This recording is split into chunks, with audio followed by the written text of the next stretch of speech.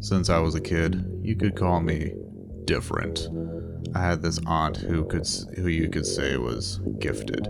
Years later, turned out to be schizophrenia, although I think that's the term they gave because they couldn't explain it. I was really close to her, practically raised by her, since my mom was working all day. We come from an Orthodox era and firmly believe in God and its creatures. In my family, it's me, my mom and dad, and my sister, although only me and my aunt have this gift. From when I was little, she kept saying, since I was her favorite, I would inherit her gift. I could see the figures of people that never passed onto the other side, wandering around the world in an attempt to ease themselves. You can't see their faces, only their shadows. This gift, though, has a set of rules for the figures you encounter. 1. Never look straight at them. Number 2. Never invite them in. Number 3. They can't harm you, only scare you. And lastly, if it goes too far, pray, and everything will be fine.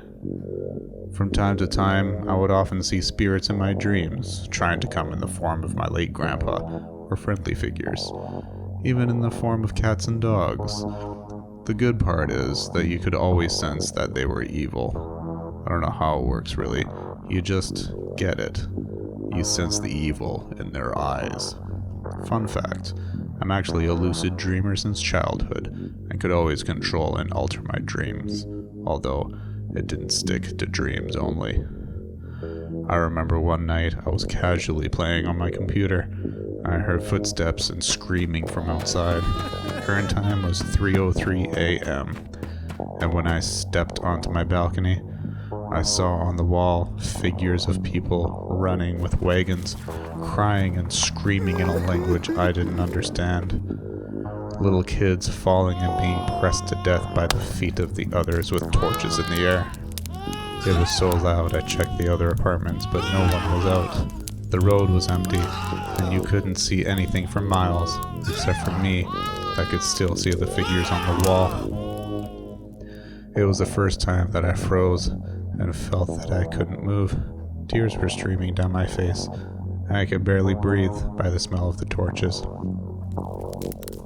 I closed my eyes and prayed, falling to the ground and hitting my ankle.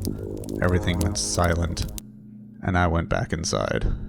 But as soon as I closed the balcony door, the smell of the torches fluttered to my apartment, and I could see visible smoke in the air.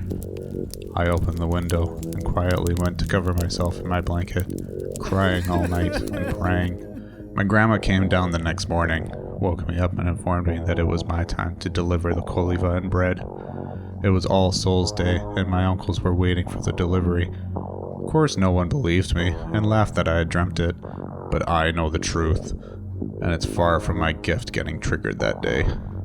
I don't know who they were, or why they were fleeing, but I was sad for days. I couldn't forget the cries, the trembling voices, or the bones being crushed, and the wagon wheels screeching. Sometimes I still dream it.